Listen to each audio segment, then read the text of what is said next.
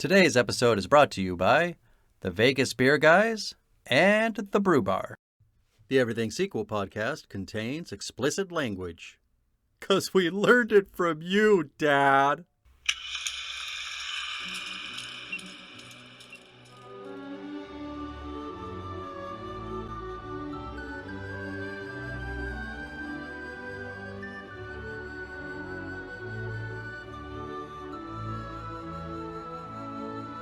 Hello and welcome everyone to the Everything Sequel podcast. My name is Michael Shantz. I am from the How Dare You Awards.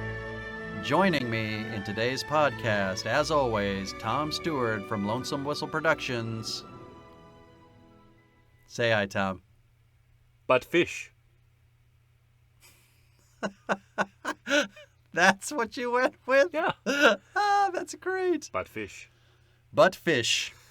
It's an actual line in this movie that Miyagi says. I was gonna say, Tom might not have picked a line you recognize, but that line is from The Karate Kid Part 3, a 1989 film, again directed by John G. Avildsen. This is Tom's favorite movie in the series. Not only that, he thinks this is a good movie. Holy fucking shit, get prepared to defend yourself. All right.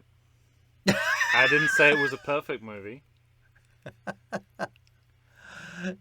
You said there's enough right for this movie to be declared good. Yeah, as in As in so good it's bad? No, or so bad it's good? No. I did say that the things that are bad about it are deliciously bad, but no, this is nowhere near. So this film has some serious flaws that you can't ironize.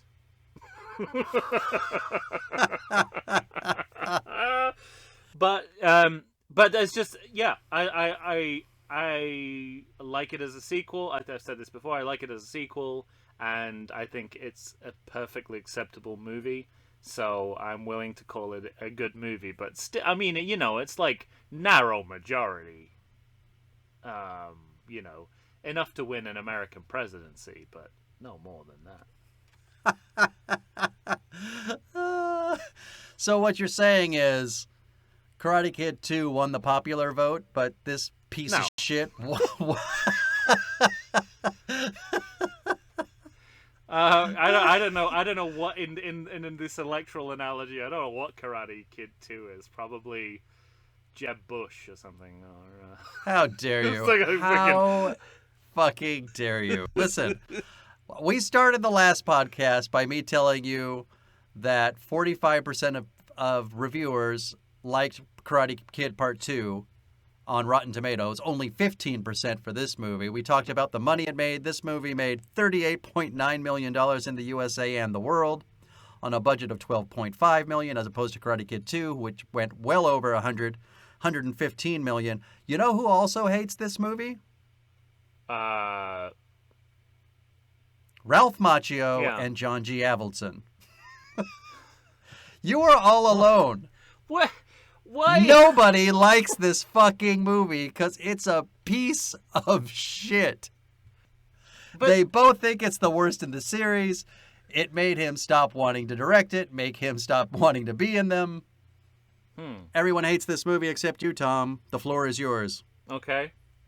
Where we gonna start?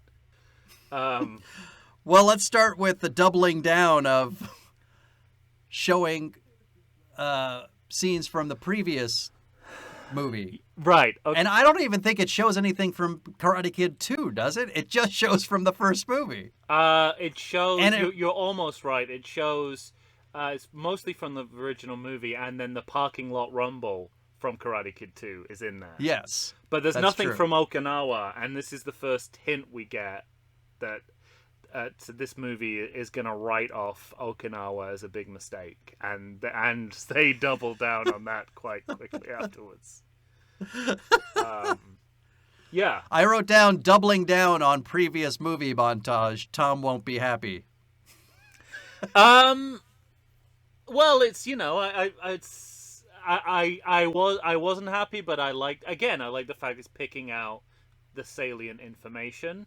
No little boy penis, no tea It serum. didn't re-show the shower scene. But to me, this series equivalent of boy penis is everything that happens in Okinawa. So the fact that they took that out says a lot to me about where this movie's priorities lie. How dare you? How dare you compare Little Boy Penis with everything in Okinawa? Yeah. That is so unfair to Okinawa. Well, not the actual place. Just no, just I mean even in Karate Kid 2 terms, that is an insult. That it is not worthy of. You could lightly edit this podcast and make me look like a total racist. Because all I basically said throughout these episodes is... Yeah, it was, I hate tea ceremonies, I hate Okinawa, Miyagi's a con I hate man. his dad, Miyagi's a piece of shit. That's John G. Avildsen's fault. He made me hate the Japanese. Oh, man. That's a great headline. Like a Weekly World News. John G. Avildsen made me hate Japanese. That's an Onion article. Oh my god! But I the other kind of, we're de facto retconning Okinawa, even though it's still there, because one of the first things we see is Miyagi and Daniel getting off a plane from Japan. As Kreese is getting on a plane. I mean, that it's is like insane. It's so fucking stupid. This is LAX, right? That's what we're meant to assume. Right? Yeah. That is not a small airport. No, you're right. It is hard to believe that they would pass each other so closely in such a big airport, and that their plane would land at the exact time that Kreese's to Tahiti is taking off. Yeah, and that's assuming that they'd actually be there at the same time. Right. You know? Right. Oh, for fuck's sake. So but basically, it's trying to sort of wisely or not circle back to the original movie, that thing that Third in the series like to do, where they like to pretend that the second movie never happened. That's very common. Because the second movie, as with this, in most series, is a huge deviation from the original formula. Right. And this is trying to sort of say, it doesn't matter if you didn't like that movie. It doesn't matter because we're basically going to pick up. That's why I hate this movie so much, though. So that at least the second one, you didn't mind it in the last one. No, well, what I like about the last, that they did try to deviate. They did go somewhere else. This movie tries to go back to the original. It's like the cast is, the band is back together, but it's so inferior to anything else we've seen before. And everything else we've seen before, including the second one. But they make good on picking up from where they left off. That actually matters in this film. Not like in part 2 where we immediately have a time lapse. I mean, yes, it does make it seem as if John Kreese is the main character of this film, and then he's put on a plane to Tahiti. But right, you're exactly right. But at least we have like 10 minutes of Cobra Kai down on his luck. I love that. I love that opening. Even though, and I'm saying that as someone that it's John G. Avildsen's Rocky V shit. He just loves characters to be washed up at the beginning of sequels. And in this movie, not only do we get Kreese, who's like financially and professionally dead in the water, Miyagi is too. Miyagi loses his job. Right. And so it's like two characters who are washed up. And but I love it. It was like the opening of The Incredible Hulk. John Kreese, this taxi driver, this kind of Vietnam vet, lost with no purpose, no future. Great, loved it. Well, it was hugely disappointing when he got on that plane, and then incredibly exciting when I think when he jumped out like a Halloween monster. I cannot tell you how much I love that because of the things it is doing with things we expect to happen in sequels.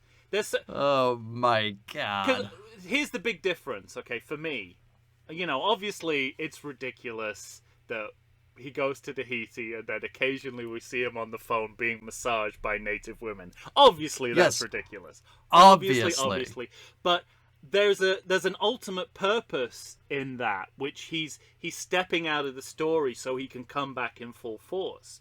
With Karate Kid Part 2, it feels much more like his inclusion is more of an afterthought, more of a kind of concession to, I don't know, like, more of a lie that that's what this movie's going to be about.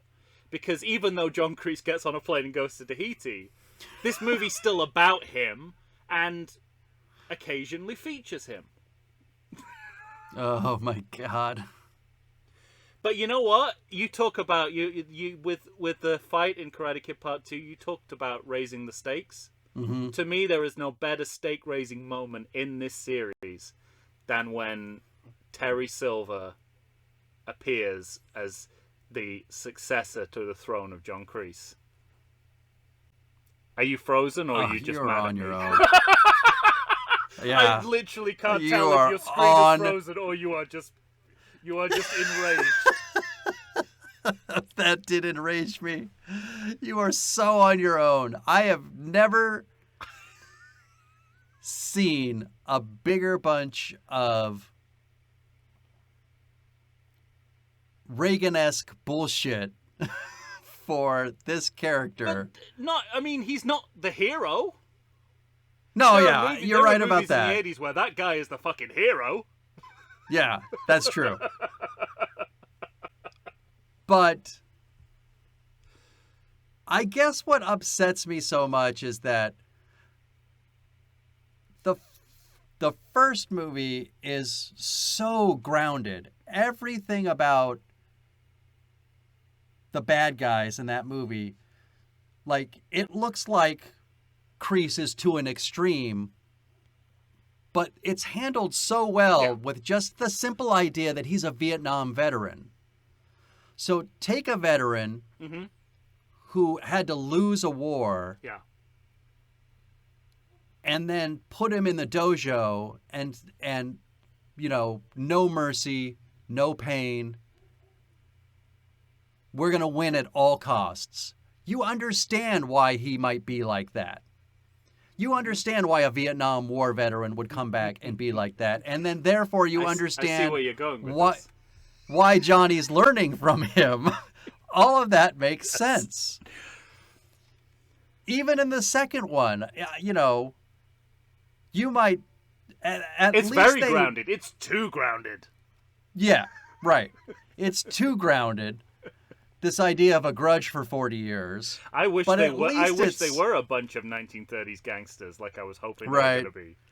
But at the very least, that's surrounded by the idea of a different culture and how they view honor, and all of that seems completely, I believe it. I don't believe anything in this movie. I don't believe anything. What about and this villain? I have a note here that says, did the script say laugh maniacally in the steam room? Did the script say laugh maniacally in the steam room? And John G. Avildsen does him no favors, Silva, by having like a medium range from below shot of that moment. It's not close up. It's not from far away. It's like it looks comical. It's so bad and so over the top. It is very comical, very over the top. There's two moments, I think. I think it is position. I think you're 100% right. I know. But I love... There was no attempt to conceal the fact that he is a villain straight out of Victorian melodrama. Yes. And because I don't think they're going for anything other than that, I think it succeeds. I think, when you have a character who's talking on a gold telephone in a bath, Right. who break Who's always talking about dumping toxic sludge wherever the fuck he wants. It's so over the top. He is more of a caricature of a millionaire than Mr. Burns. Yeah. Mr. Burns has more dimensions. Yes. And then the other thing that I really love this. I love this so much. Is a scene in Mr. Miyagi's house where he is creeping around the house and hiding in the chimney. Yeah. And then what's great about the way that that's done is the next thing we see Terry Silver do is appear in Miyagi's garden. And in my mind, he'd been hiding in the chimney for like the last 2 days.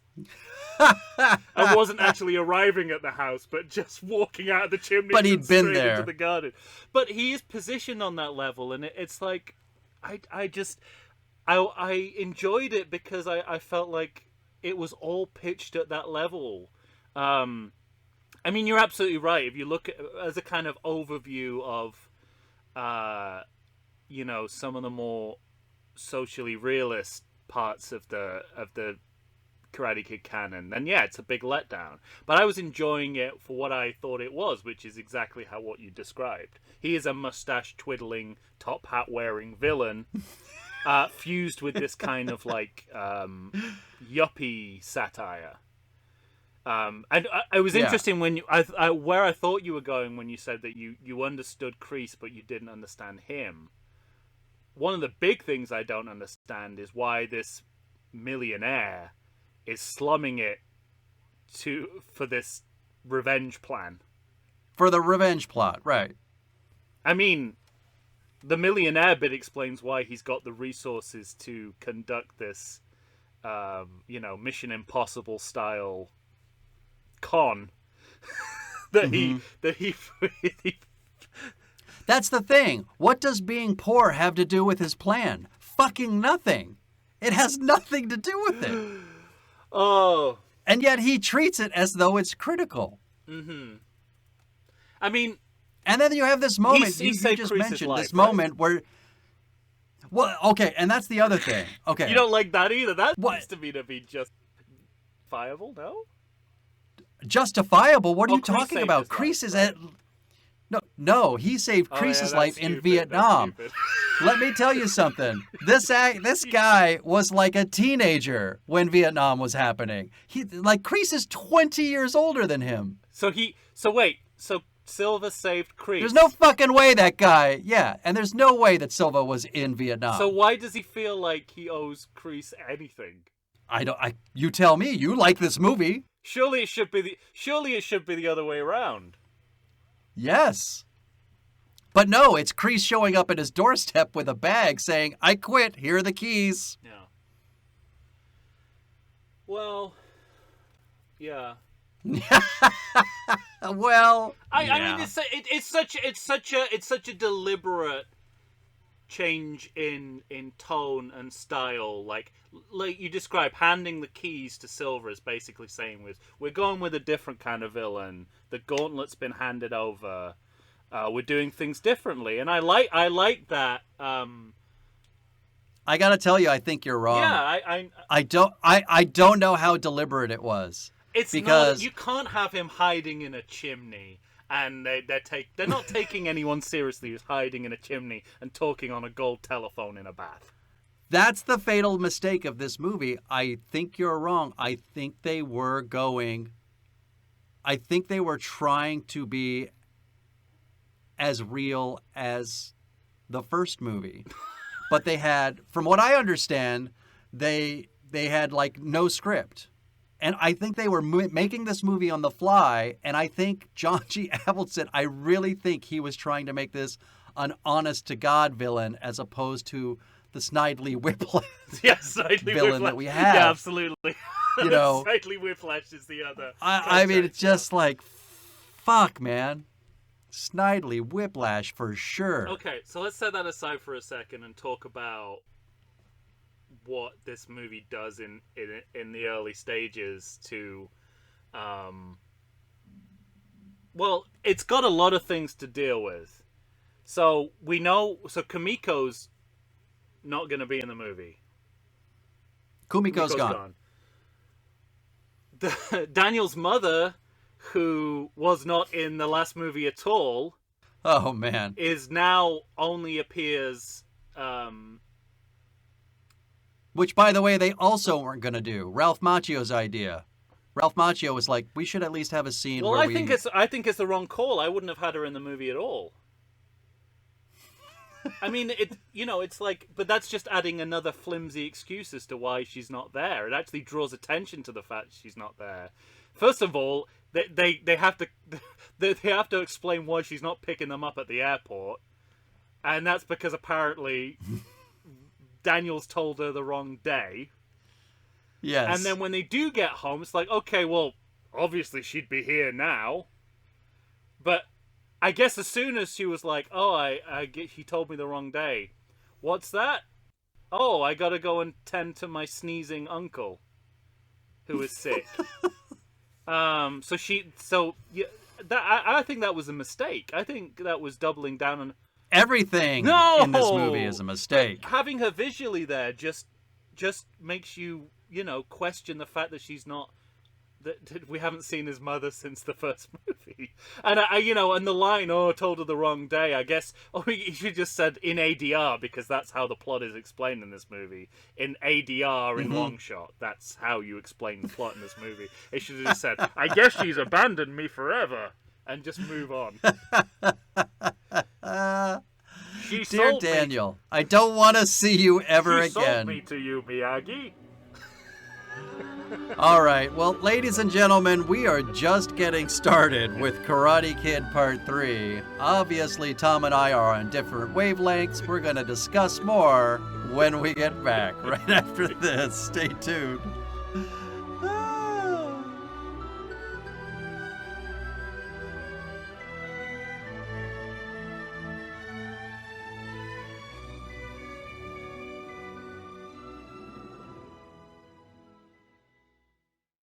Can I ask you a question? Do you like beer? I like beer. It's required by law that you like beer when you're living in San Diego, California, but even I can get confused and dizzied by the amount of choices that you can see at your local beer store. What's a person to do? I'll tell you what you do. You'll watch the Vegas Beer Guys, a live show on Instagram and Facebook, and they will set you right as to what beers you should have in your life or should not have in your life. The Vegas Beer Guys are brought to you by Dan Aker, the beer professional, and Stephen Weiss, self-proclaimed beer novice. They'll drink beers for you and drink beers with you. Go ahead and check out their live shows, and they'll tell you which beers you should be having in your fridge. Everybody wants the perfect combination of malt and hops in your life, and Dan Aker and Stephen Weiss are the perfect combination of fantastic and wonderful. Check them out on Facebook. Check them out on Instagram. Find them. You're going to watch their show and love their show. They give away free merch during their shows. So go ahead and check out the Vegas Beer Guys. What a great time. We are still laughing. We're still laughing. All right. We're back. We're here talking about Karate Kid Part 3. All right. Tom, obviously, I have many problems. I don't know really where to start. So we've talked about how much I dislike and how much you like the evil characters in this movie. Can we talk about a few other things? I want to know, A, what you think about the idea of them starting a bonsai shop. I want to know, B, what you think of, it's exactly like the second movie where I said like 40 minutes of that movie is just them being threatened by the bad guys and them saying we're not going to fight. This movie has like 40 minutes of sign the letter, total dog shit. And then I want to know what you think about Daniel's new love interest, who can't be a love interest because the actor playing the love interest is a child and he's an adult. And it's only Ralph Macchio that says, guys, I don't think we can do this. Oh, really? You know, Hollywood. Is that how? Yeah, Hollywood producers wanted the relationship to happen, and he's like, she's 16, I'm 27 or 28 years old. Oh, is that why she's from Ohio? I think so. Yeah. So we're already you get the sense that they've already cottoned on to the fact that Daniel's girlfriends don't survive the end of the movie. Right. They're just So they've already put it in at the beginning. They've already built in an escape clause. Yeah. There, which is that she has to go back to Ohio. But it reads like, fuck, Daniel is unlucky with the women he meets. None of them live where he does. Right. Well, and also, so in every single movie, like, you know, what happens to Daniel never happens in real life. And it's most egregious in this movie where this 16-year-old girl, you know, he's in her pottery shop. And at some point he's like, well, maybe I'll come by sometime or we can hang out or something like that. And she says, how about tonight? Mm-hmm. With as much, you know, sensual alluring as she can. And then she knocks on his door like an hour later. You know, I came on kind of strong. I have a boyfriend. We're going to try it again. Well, I mean, yeah, it's, you know, it's that, you're going to hate this defense because I know how much you dislike. Go on. I know how much you dislike the example I'm going to give. But and I have to admit it's an example that most people do not like. But when it comes to, you know, back-to-back sequels, contrast is important, and because I think they're conscious of the fact that Kimiko was an inherently submissive character in a somewhat racist way. And I think here they're clumsily trying to give her a little more agency. Not successfully, and with a lot of mixed messages, I agree. But he's a grown man and she's 16. But and this not, is the problem. But this is the problem with their time. Yeah, exactly. This is the problem that they set up for themselves by having, you know.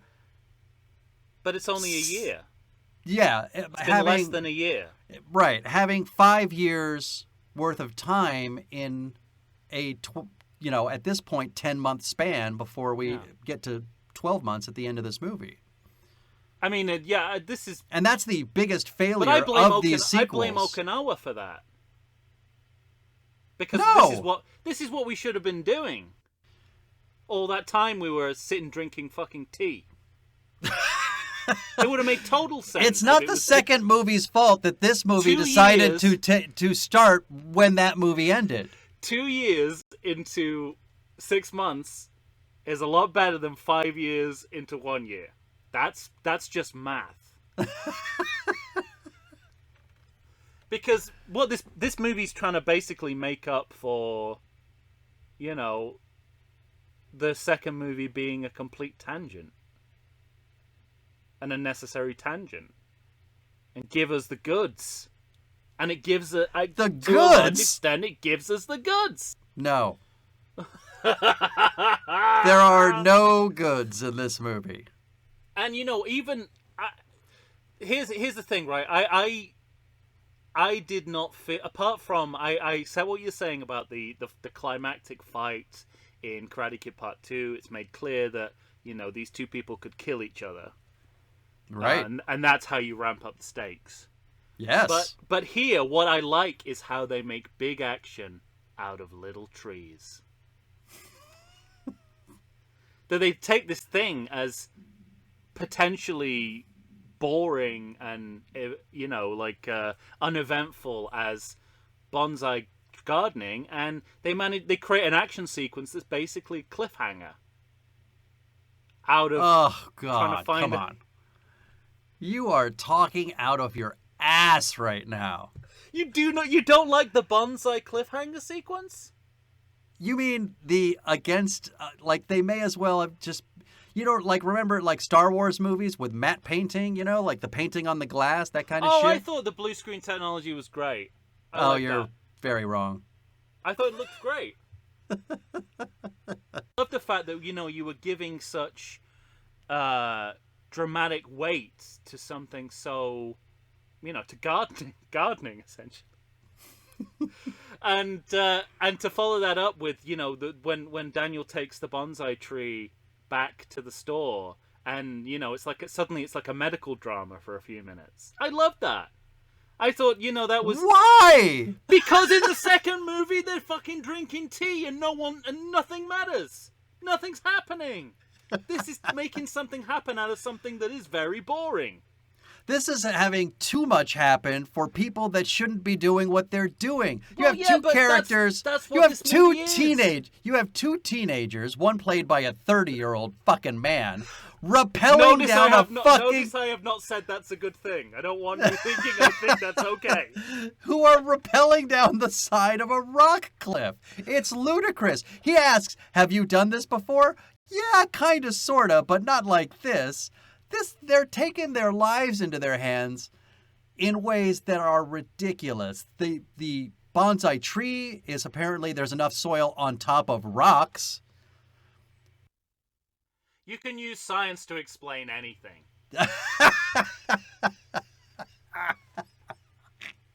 Oh my god. Yeah. I have to They say, are clearly rappelling down a rock face that's near San Francisco or somewhere in Northern California. Right. Well, Japan, Okinawa was Hawaii, so you got nothing on. All right, I'll give you that. But although I like eventually that, you know, they're able to build an action sequence out of bonsai gardening. It is very confusing. I'll give you this. When this is I mean this series is full of bizarre plot turns, but no more bizarre than, especially having established how excited Daniel and Daniel's mom are about him going to college, he out of nowhere decides he's not going to go to college and he's going to spend his college tuition on partnering up in a bonsai store with Mr. Miyagi. Can we talk about this business plan, by the way? This is the worst idea for a business I've ever heard in my life. Yeah, and you know, I think it's part of Miyagi's overall plan.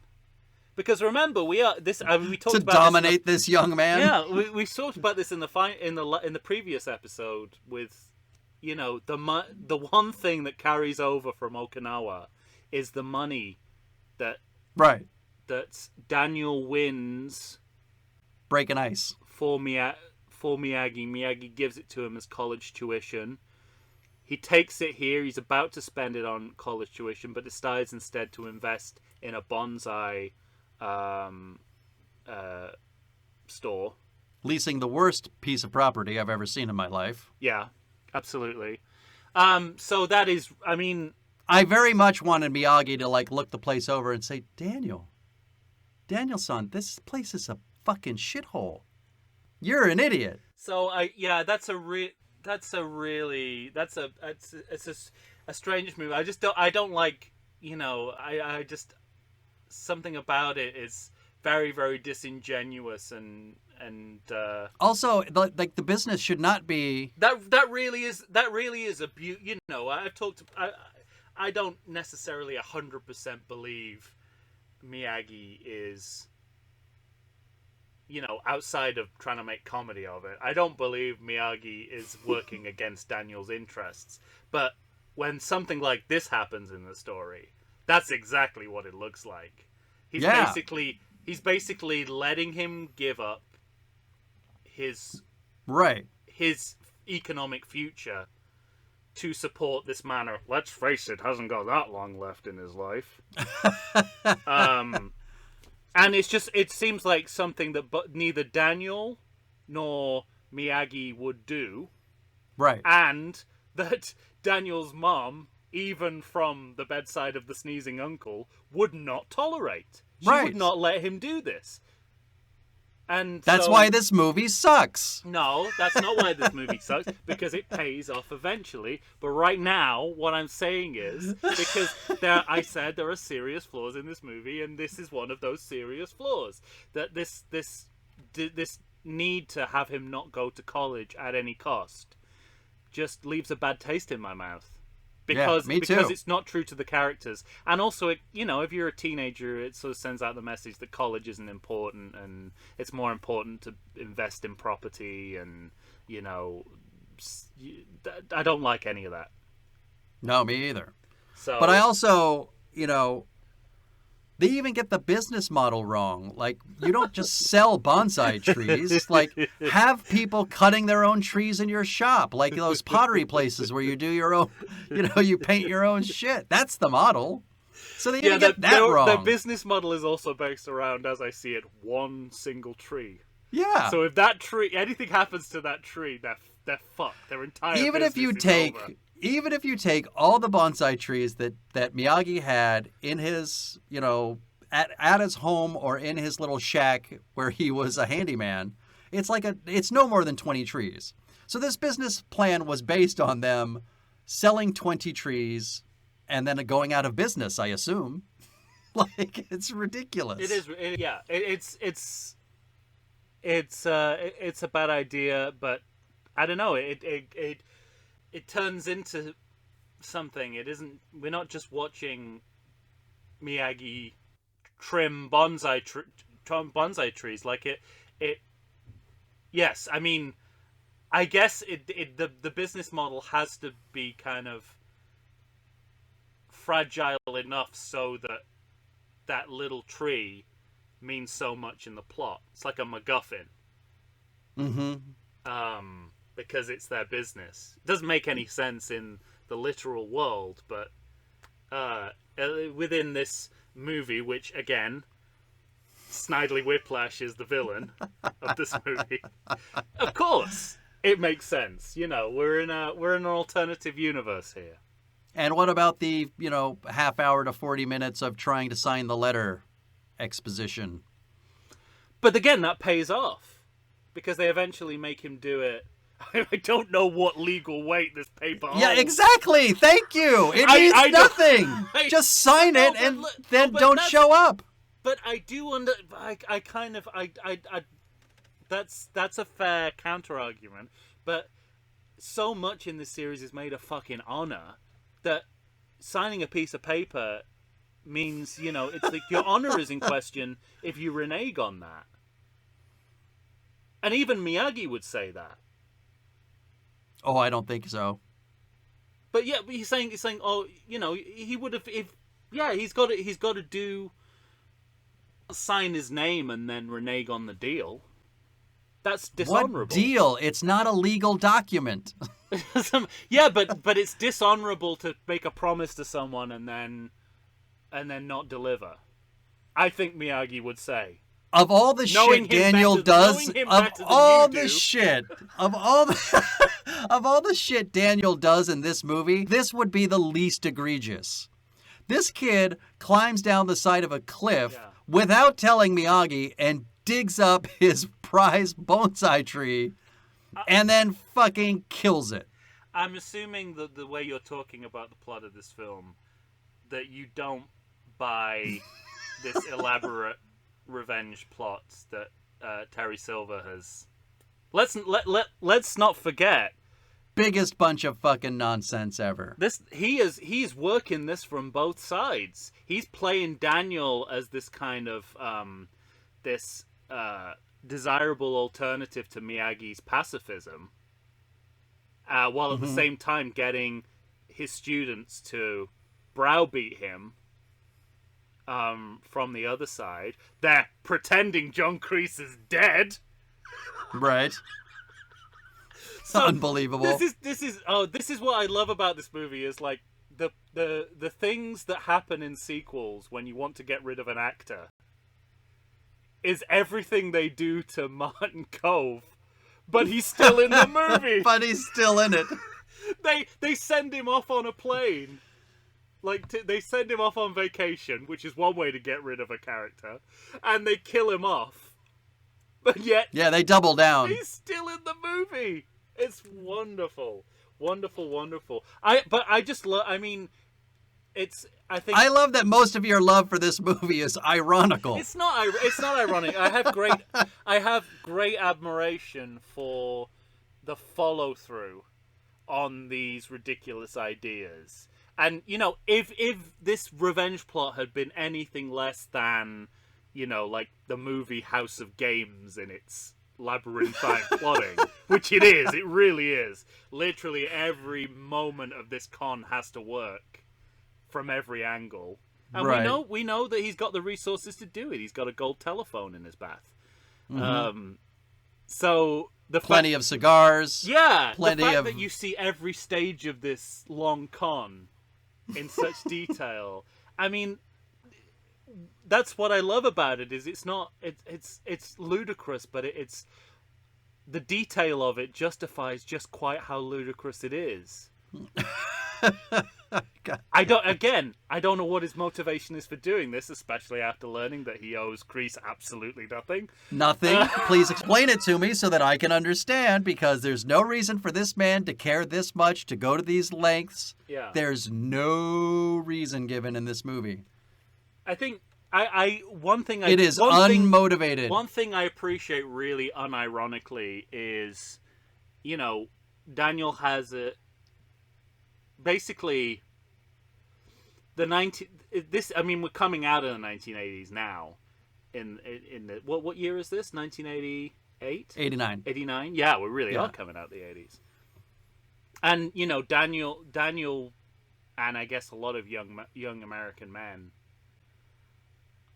have this dilemma about, because Miyagi he represents a kind of pacifism that we associate with, the American liberal. Terry Silver is pushing, capitalism and, at all costs, extreme individualism on him, and being basically, pacifism versus aggressive violence, assertive. Right, you have this whole section of this movie that is all Stockholm syndrome. But I think that he's giving Daniel an alternative, which is sort of the social norm of the time. And Daniel, I think I buy that. It's completely against his character. Really? Yeah. But don't you think that after a while, every time you ask Miyagi a question, he gives you like a Zen saying? You'd be screaming out for someone like Terry Silver. Is like, no, just punch him in the face. They'd be like, finally. And and they make it explicitly in relation to the fact that he's growing up in the 1980s, and he's like, this is the 80s. You can't be so passive now. Which, let's face it, is what, it's like Family Ties. Michael. Well, yeah, it's like Michael J. Fox saying to his parents, "It's like conservatism's the new way. You can't be liberal and pacifistic anymore." That's how we got to where we are now, sir.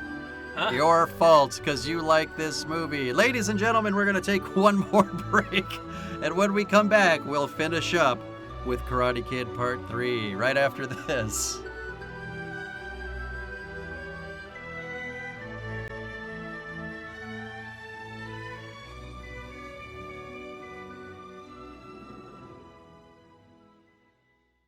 If you're anything like me, you spend the majority of the day wondering whether you want coffee, beer, or wine.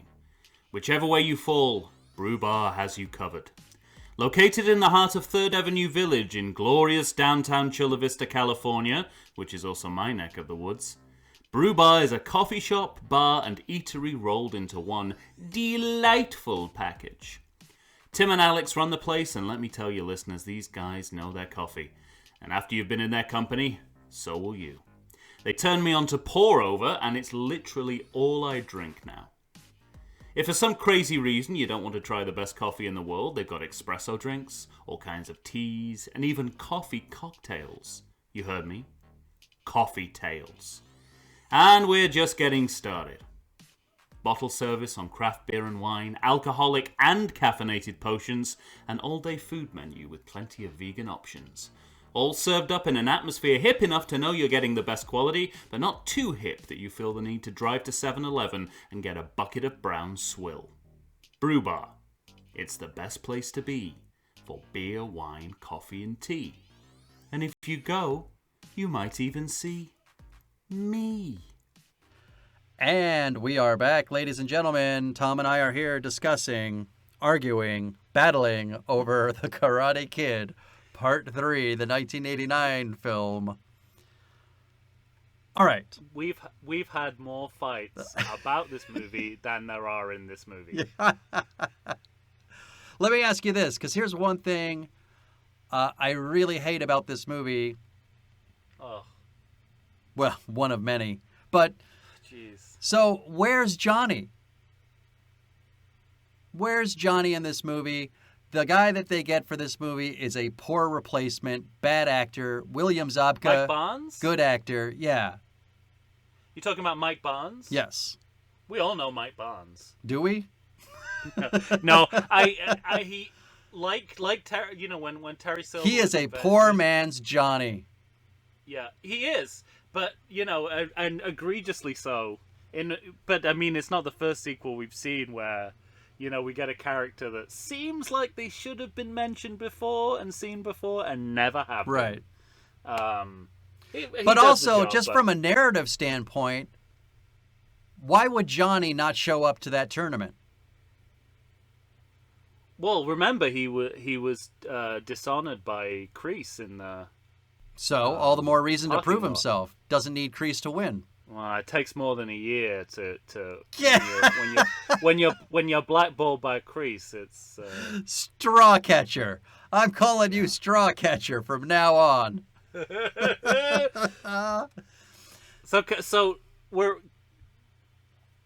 having I just realized that as soon that I was placing my bet quite heavily on how much I was impressed by the labyrinthine structure of this long con that Terry Silver was enacting. Right. And I've just realized that there is a scene in the movie where he throws that all away and reveals himself as the villain for no reason. Yeah, exactly.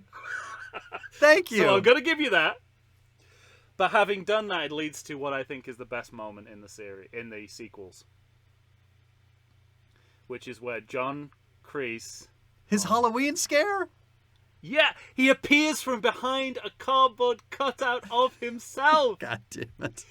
Do you know what that is saying on like the level of sequels? We've talked so much about movies like time that is taken up in sequels with people looking at photos of characters who aren't in the movie. And that's essentially what we're doing here, because it's a cardboard cutout of a photograph of John Kreese. Except he is in the movie. But he's behind the photograph. And then he's actually behind it. And he jumps out from... Because I'll tell you what happened here. I'd written down in my notes that he jumps out of the closet. Okay? And then while I was going over my notes, I would be like, given what we're talking about with people looking at photos and sequels, wouldn't it be funny if he jumped out from a cardboard cutout of himself? And then I went back to the scene in the movie and I was like, shit, that did happen. I didn't even notice that happened. That is beautiful stuff. Beautiful, beautiful, beautiful. You are delighting and reveling in things that cannot carry and sustain a whole movie. And then they, You know what also fails in this movie is... Your reading of it? Fucking goddamn it. So... When the baddie of bads shows up in Miyagi's backyard apologizing for Kreese, he's saying everything that is actually true about dishonor and what's wrong with him and how he... You know what I mean? He is revealing exactly himself to understand why these things are terrible and then ignores them all and then doubles down and makes it worse. That's why Daniel's so convinced by him, because nothing he's saying is not the truth. Yeah. We're back to David Mamet's House of Games. Well, the problem though, because you give you my confidence. No, because I give you my confidence. But there you go. I disagree, because in this movie, he says those things and then shows up at bizarrely a 16-year-old dance club. I don't know how many of those there are in the world. Convinces Daniel, puts just enough, juju into Daniel to make him punch somebody. Yeah. then starts training him. Yeah. I want you to bleed. I want to break your foot. I want to crack your knuckles. He's clearly evil in those scenes. So everything that he said before is nonsense. And now he is presenting himself as a person with a mask on, and Daniel is, there's no sense from Daniel that something's wrong here until he breaks somebody's nose. I totally disagree. I think what you just described makes total sense to me, that Daniel would buy into it because of exactly how it's presented. You give him just enough here and just enough there, and then over time you will get into his head. And the original idea of Daniel is that, Miyagi shows him what John Kreese really is. But what John Kreese represents is an attractive proposition. Let's not forget. Mm-hmm. And you add on to that Terry Silver, the millionaire. Let's not forget we're now living in a country where people voted in large numbers for Donald Trump. Right.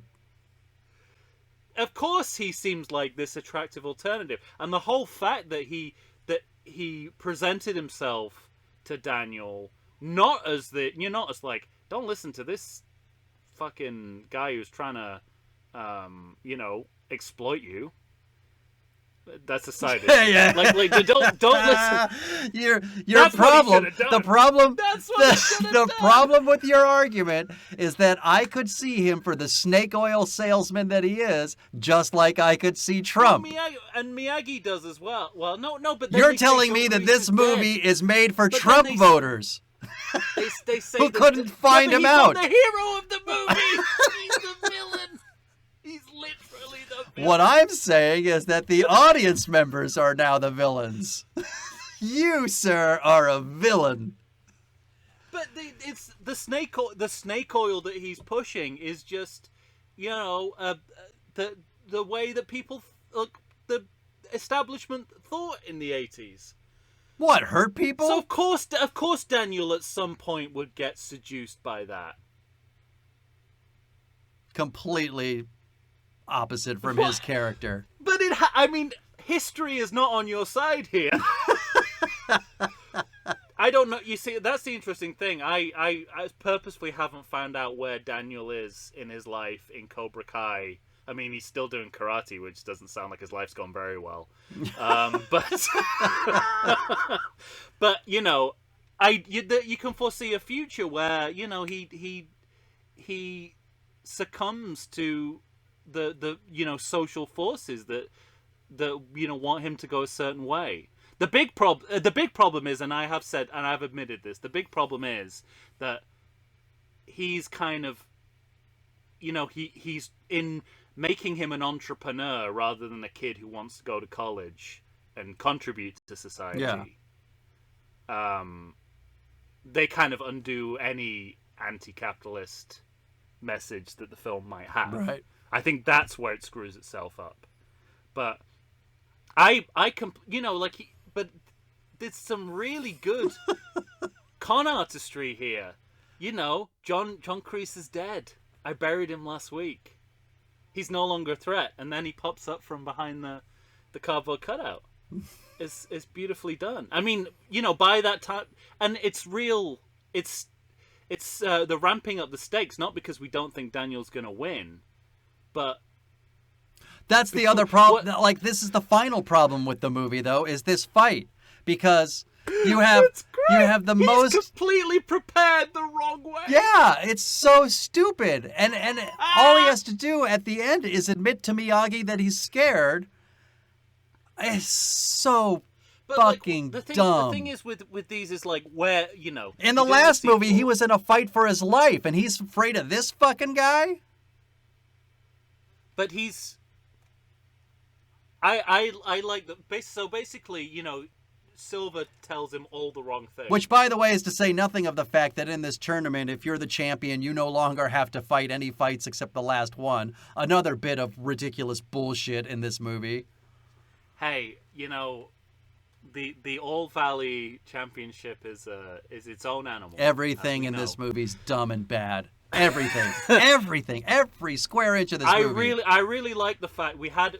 Again, it was like we had an anti-training montage. We had a training montage where he's being trained to do exactly the wrong thing. Yes. He says, now will you train me? And they go back to karate yoga. Right, exactly. And then Miyagi's like, I don't really know why he agrees to train him. That does seem out of character at this point. Although I like the fact that they were able to use, because Miyagi's sort of like, with everything, he's like, take it on the chin. Mm-hmm. So after Daniel admits that he's been conned and that he's taken the wrong path, Miyagi is like, I forgive you straight away. That's good. Yeah. That's a good piece of writing. And then he immediately says, and now I'm going to train you to fight, which is not good. But doesn't give a reason why. At this point, he's beaten Kreese again. Right. And that's another thing I really love. Like, beating Kreese in the previous movie in the parking lot, that comes too soon. I think this is exactly the right point in the movie, that if you want like a surprise fight that comes out of nowhere that you're not expecting, partially because John Kreese is either dead or on holiday. Or both. Or both. That's like a phone message. John Kreese is dead or on holiday or both. That this is much better done, because I didn't see that coming. I didn't think they were going to go full on parking lot rumble rematch at that point. And I was like, whoa, this isn't even the main event. Imagine what the main event's going to be like. Terrible. Yeah, it's not good. But at least at that point, I thought, wow, that's a good move. That's a good thing to pull out of the drawer at that point. Well, it's funny how much confidence these two terrible men have after both getting the floor mopped with them by Miyagi. Yes, that is. But their whole megamaniacal bent is that they're going to evil up the world through Cobra Kai dojos. Like, it's got this real capitalism Republican, we're gonna soil the world. We're gonna salt the earth with our Cobra Kai dojos. Yeah. Yeah, he beats them a little too easily, I think. Mm-hmm. But I mean, that's the other. But to have anything less than that, I mean, we'll talk in the next episode about how Miyagi as a badass is just completely unraveled. Yeah. But at this point, he's got his unbeaten record of beating opponents with minimal effort to defend. Yeah. Yeah, and it stays intact, and I kind of like that it stays intact, even though it doesn't really make sense with everything else that's going on. I like that there is that consistency of, whatever's going on, nobody's gonna lay a finger on Miyagi. Mm-hmm. But it's something else that he says that doesn't seem to be in character is he says the key is not to lose to fear. Yeah, it's like, because this is not explored. Surely you would want to embrace that fear and turn it into... Yeah, that whole idea is not explored. If your whole philosophy is self-defense... Yeah, this whole idea is not explored enough in this movie for this to be the last thing that Daniel has to overcome at the match. Think of all the shit he's overcome in the previous movies. Yeah. In the second sequel, he seems outmatched for a lot of that match. But you can tell that he has skills. No, he's got a drum. Well, but then that's where it goes, is he's got the drum fight in order to take care of business. And he can tweak his nose. Right, but we'll put that aside. I don't think you're doing yourself any favors In this movie, he's completely inept. It's not like Johnny or the nephew in Karate Kid 2 are any less capable than this guy in this movie. But this guy is presented as the unbeatable, can't-be-touched badass, and to the point where he can both get a point and take a point away from himself just to torture this kid. And this kid has got skills. This kid should be able to get a point here and there, this whole thing of like going to sudden death. And then he has to admit that he's scared so he can overcome his fear so that he can do karate yoga, which stuns his opponent in such a way that he stops using his karate at all and looks at his masters and is like, what's this? I don't understand. And all it is just, I'm moving my hands this way and then this way, and next I will do the downward dog, and it's so fucking stupid. Philosophically, it makes sense because Terry is all about pumping him up, right? So the way to win a fight is to be pumped up. And Miyagi is basically reversing that and saying, you need to be as chilled as you can be. You basically need to be meditating out there. I understand all of that, but it comes across as absurd. I like that we had that. Huh? It comes across as absurd. This villain being confronted with Daniel doing that would not stop. It would not stop him. It's just dumb. No. But I think if you break, I've already broke down the second one in the same term. They're all absurd, They're not. You're right. I find this one more absurd than the second one, though. So I think that's where we differ. It's definitely. It definitely has. Well, I don't know what the message of the second one is either. I don't know if it has a message, except none of them have a message.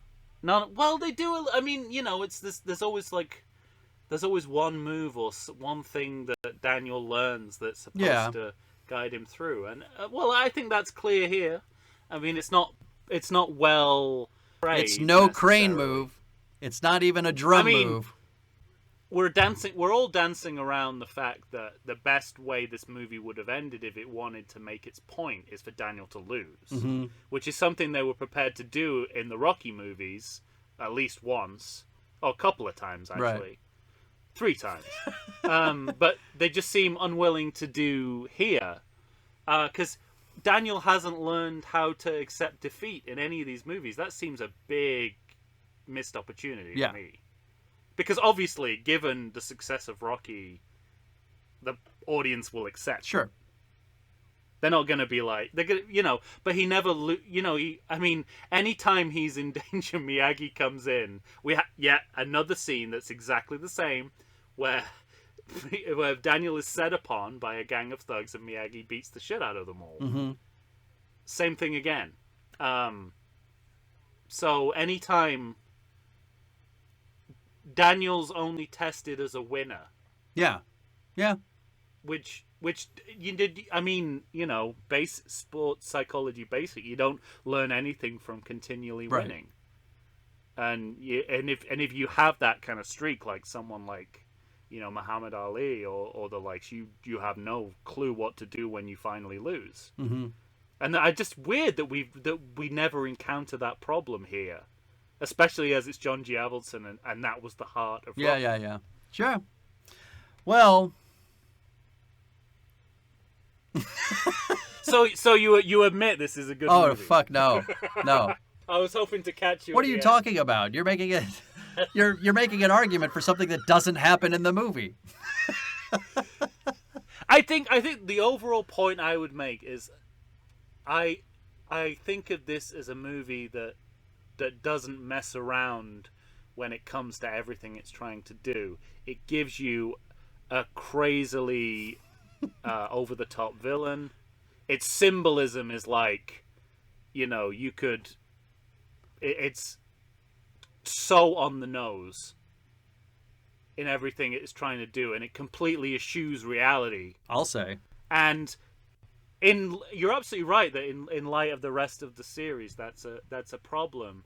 But I felt like it did enough on its own terms to make it a hugely enjoyable diversion, and more interesting and compelling as a story than the previous movie, which essentially had no story that I can. I think everything this movie tries to do, it does messily.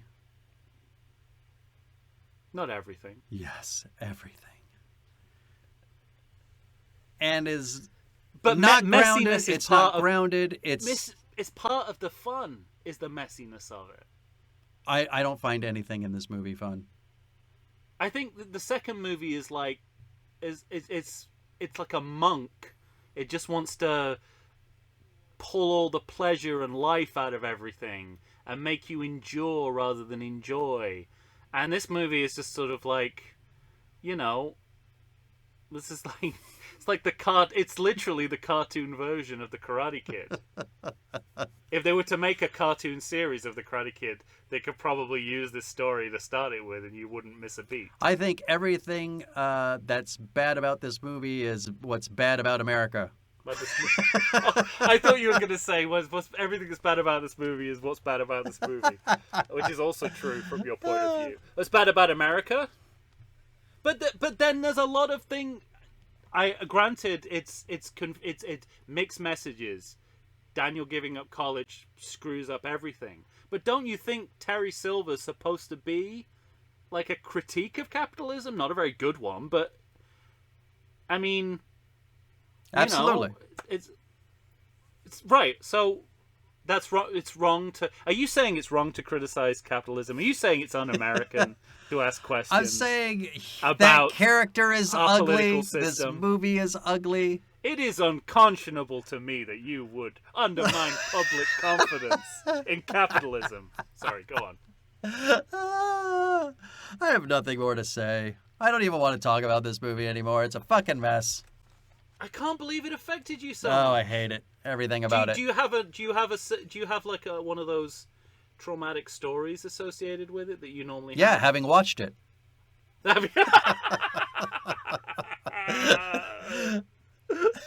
You didn't. I just have this feeling that I want to dig deeper and see if was there some ex-girlfriend you associate with this movie? Oh no! Did you have no. an ex-girlfriend in Columbus, Ohio, who was a It's potter just or something? stupid.